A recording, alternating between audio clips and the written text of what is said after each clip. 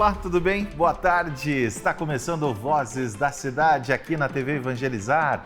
Muito prazer, eu sou o Rafael Soares e todas as tardes eu estou aqui com você neste mesmo horário, sempre levando boas informações. É por isso que eu peço licença para entrar na sua casa. Tá tudo certinho aí? Tá tomando aquele cafezinho gostoso?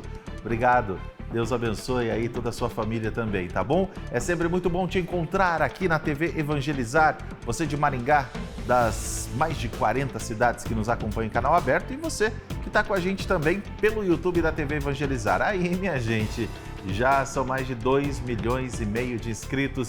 Terminou o programa, você já pode ir para o YouTube, o programa está lá para você ver os melhores momentos, assistir na íntegra, enviar para o amigo, para a amiga e saber que sempre tem conteúdo bom para você aqui na TV Evangelizar. Hoje o nosso convidado é o secretário José Roberto, ele que é do Instituto Ambiental de Maringá. Vamos conhecer um pouquinho mais?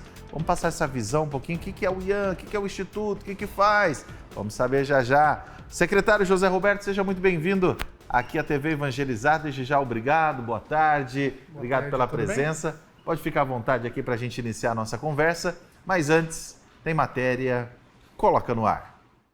O Refúgio Biológico da Itaipu realizou uma série de atividades voltadas para o bem-estar dos animais, reforçando a importância da conservação das florestas e o papel fundamental das espécies na natureza. Conhecido como jardineiros das florestas, os animais do refúgio desempenham um papel crucial na dispersão de sementes, contribuindo para a regeneração dos ecossistemas. As jacutingas, aves nativas da região, foram as primeiras a serem agraciadas com um banquete especial saboreando bananas e mamões em uma pequena árvore montada para estimular seu comportamento alimentar natural. Já as cutias receberam trouxinhas de almeirão recheadas com castanhas do Pará e amêndoas, enquanto as antas foram desafiadas com um varal de frutas, simulando situações que encontrariam em seu habitat natural. O refúgio também preparou uma experiência refrescante para a lontra, que recebeu um cubo de gelo recheado com peixes e aproveitou um banho de mangueira, proporcionando momentos de diversão e bem-estar. Essas ações não apenas promovem o bem-estar dos animais, mas também educam o público sobre a importância da conservação e do respeito à natureza. O Refúgio Biológico da Itaipu se reafirma como um espaço de aprendizado e preservação, onde a interação entre humanos e animais é celebrada em harmonia com o meio ambiente. Sim, esse é o Vozes da Cidade, tem informação, tem entrevista. Inclusive hoje, o secretário José Roberto do Instituto Ambiental de Maringá. Vamos conhecer um pouquinho, vamos saber como que funciona o Instituto. Secretário, seja muito bem-vindo. Antes da gente começar a falar do Instituto, a gente quer conhecer um pouquinho também quem é o secretário José Roberto, um pouquinho da sua trajetória. Conta pra gente. Primeiro, boa tarde. Boa tarde. Boa tarde, Rafael. Muito obrigado pelo convite. Boa tarde a todos aí que tá nos assistindo. É um prazer estar aqui conversando com vocês. E falando um pouquinho do Zé Roberto. O Zé Roberto não é de Maringá, o Zé Roberto é de Minas Gerais. Eu faço parte de algumas pessoas que vieram para Maringá para estudar. E aqui eu fiz tanto carreira quanto família. Eu vim fazer faculdade de Geografia aqui. Estou desde 2006 e a partir daí eu tenho uma trajetória que começou dentro dessa área ambiental como estagiário. Eu tive uma grata satisfação de começar como estagiário no Instituto Ambiental do Paraná, que é o órgão estadual que cuida da parte da gestão ambiental. Ali comecei, tive a oportunidade depois de trabalhar no final da segunda gestão do prefeito Silvio Barros e no início da gestão do então prefeito Pupim, atuando dentro da Secretaria de Meio Ambiente e depois dentro da pasta de saneamento, cuidando de alguns assuntos envolvendo a parte ambiental e a parte de saneamento do município. Em 2015, eu fui convidado para retornar ao Instituto Ambiental como chefe do lugar que eu comecei como estagiário, então tive essa grata satisfação. E ali fui chefe regional do Instituto Ambiental por 3 anos. Depois fui convidado para ser diretor e assumi 2 pastas a nível de diretoria do Instituto Ambiental do Paraná, isso aí até 2018, 2019. Depois eu fui convidado para ser secretário de Meio Ambiente de Londrina, então também tive uma experiência na cidade de Londrina, fiquei um tempo lá. Eu costumo falar que eu peguei o último ano da vida antes da pandemia e o primeiro ano de uma gestão dentro da pandemia. Então, 2020 foi um ano complicado a nível de gestão pública, porque a gente tinha que tomar uma série de decisões e, naquele momento, decisões que ainda dentro de um universo muito obscuro, Sim. vamos assim dizer. Então, eu venho dessa experiência, depois fiquei um tempo na iniciativa privada, trabalhando também na área de consultoria ambiental, que é a área que eu atuo, e agora fui convidado pelo prefeito Silvio Barros para estar atuando, auxiliando em o município de Maringá. Para apresentar para os amigos que estão em casa, como que está estruturado o IAM? Como que ele funciona aqui na cidade de Maringá? Vamos lá, o Instituto Ambiental de Maringá, ele é uma autarquia, mas para grande parte da população ele funcionaria como se fosse a Secretaria de Meio Ambiente. Então, todas as políticas públicas dentro da área ambiental estão abarcadas ali dentro do nosso instituto. Nós temos algumas atividades prioritárias, que seria a parte do licenciamento ambiental. Esse talvez assim eu poderia colocar que é o carro-chefe, que a grande maioria das pessoas os empresários acabam procurando um instituto por conta do serviço vinculado aí o desenvolvimento de algumas atividades econômicas. Vinculado ao licenciamento, a gente tem as atividades de fiscalização ambiental que nós exercemos na cidade, mas também nós temos duas grandes áreas que uma delas é a gestão das unidades de conservação, e talvez a principal é a gestão do Parque do Ingá. O Parque do Ingá é o nosso cartão postal e fica dentro da pasta do Instituto a gestão daquela unidade. O Alfredo Niffler é um outro espaço também, que são os dois espaços que têm a maior quantidade de convivência pública, embora nós tenhamos outras áreas protegidas. O Parque do Ingá e o Alfredo Niffler seriam as duas unidades ali que têm o maior contato com a população em geral. E vinculado a tudo isso, nós temos a educação ambiental, Sim. que talvez, digamos, é o que faz sentido ao todo o nosso trabalho e é o elo de interligação de todas as outras áreas que nós atuamos ali dentro do Instituto. Por isso que a gente está conhecendo um pouco mais sobre o IAM. Você está acompanhando aqui no Vozes da Cidade Especial. O secretário José Roberto está aqui junto com a gente. A gente volta a falar sobre esse assunto, tá bom? Eu vou rapidinho para o nosso intervalo. Daqui a pouquinho o Vozes da Cidade volta aqui com você.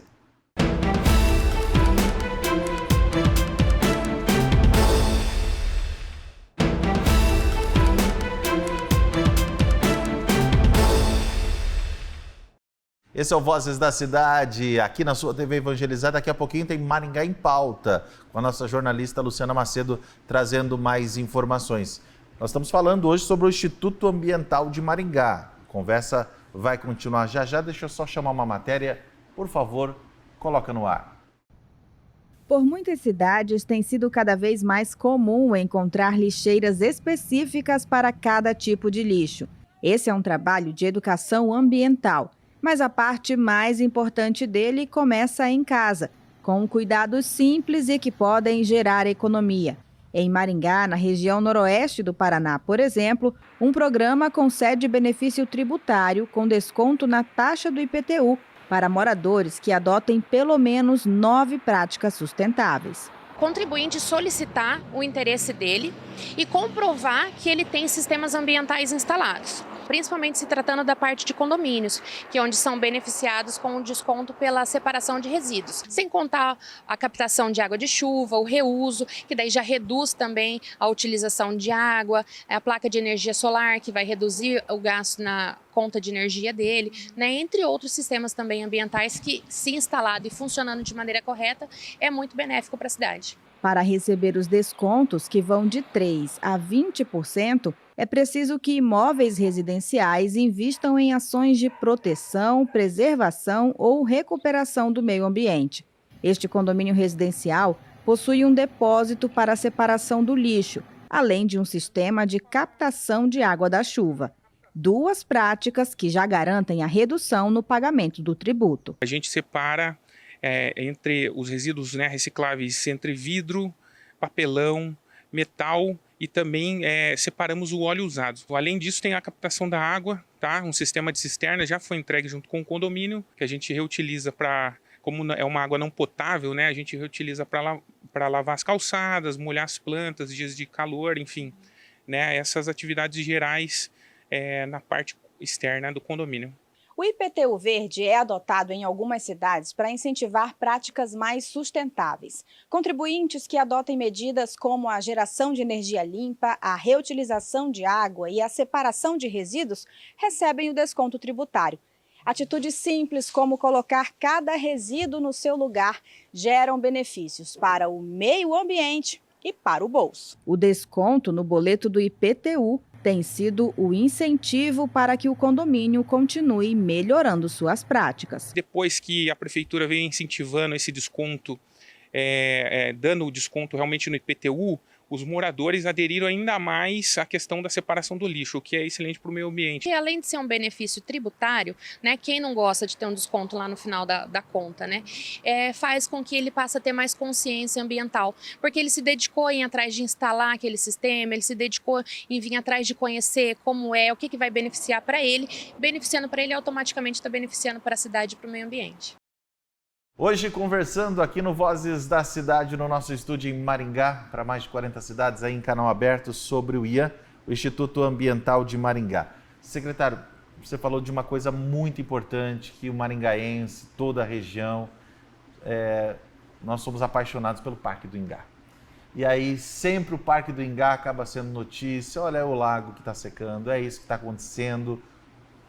O que dá para nós pensarmos aí, o que está realmente na pauta de vocês sobre o Parque do Ingá?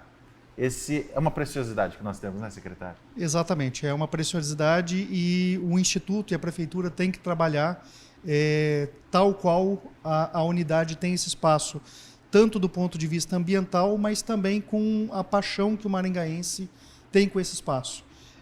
Então, desde que nós assumimos, eles têm sido uma prioridade nossa, a gente tem destacado uma equipe para cuidar especificamente de alguns assuntos em termos de modernização da prestação de serviço ali.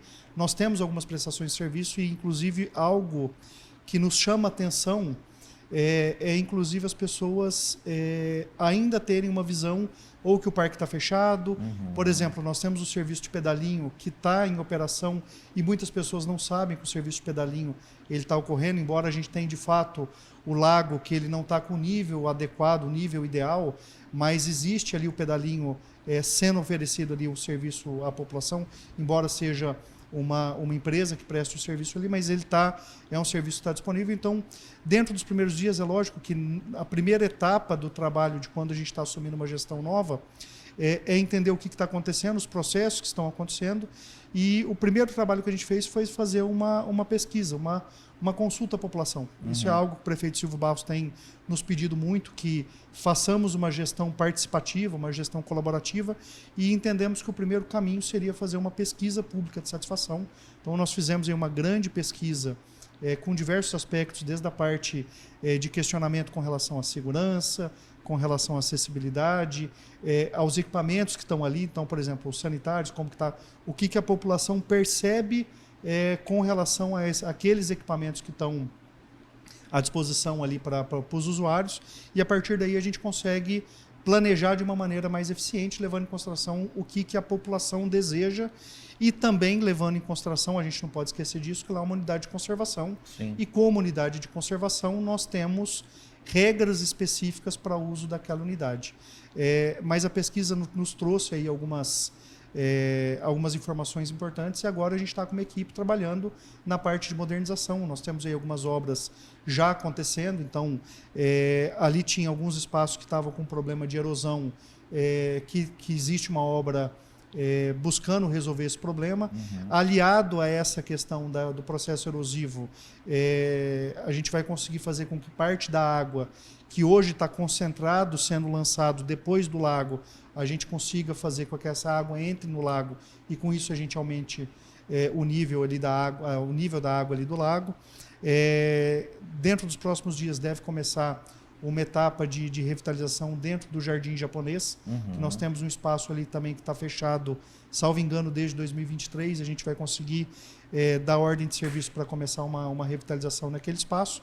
E estamos pensando em algumas outras melhorias, como algo que a pesquisa já nos trouxe, foi que parte da população ainda não tem uma percepção de alguns elementos que são necessários com relação à unidade, e a gente precisa comunicar melhor com a população com esses aspectos. Vou dar um exemplo, principalmente aos domingos, aquele espaço ali no entorno ele é fechado, sim, a população utiliza muito aquele espaço, e sempre tem uma pergunta do porquê que não pode entrar animais domésticos dentro daquele espaço. Tem uma plaquinha lá, não pode entrar. Assim, mas as pessoas, elas reconhecem, mas não entendem o motivo pelo qual é proibido. Sim. Então, isso eu acredito que é uma das respostas que essa pesquisa já nos trouxe, que a gente precisa comunicar melhor.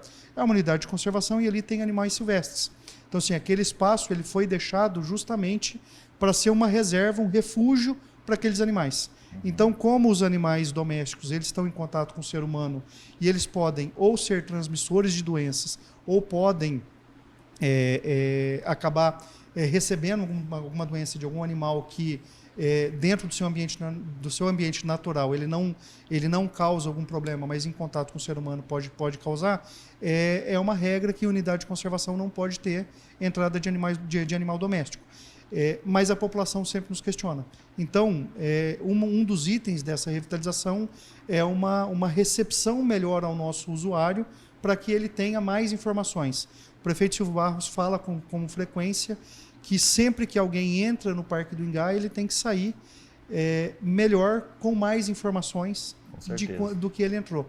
E isso é uma das ações aí imediatas que a gente começa a conseguir produzir conteúdo para que ele seja um espaço não só de lazer e convivência, mas que ele também consiga transmitir informação de qualidade sobre o meio ambiente. A gente tem mais um minutinho, secretário. Eu queria abordar esse Recanto das Abelhas, né? É um projeto do IAN em parceria com a UEM para proteger e conscientizar sobre a importância das abelhas nativas sem ferrão. Elas foram instaladas aonde? Como que está funcionando? Olha, nós temos algumas caixas de abelhas, tanto no Parque do Ingá quanto no Parque Alfredo Niffler, e existe o projeto para que isso venha a ocorrer em outras unidades. O Parque das Palmeiras é a próxima unidade, salvo engano, o Parque das Palmeiras é o que está no nosso projeto para ser a próxima área que esteja contemplado com projeto das abelhas.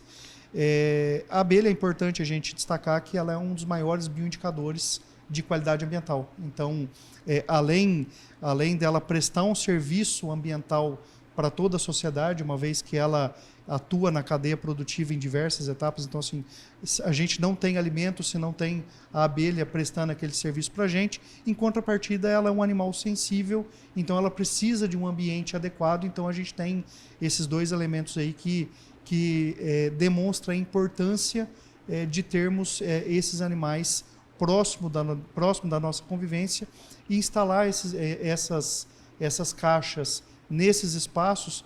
Eles servem tanto para a educação ambiental, como eu falei, para a parte de conscientização da população da importância, como também como um indicador de qualidade ambiental para a nossa cidade.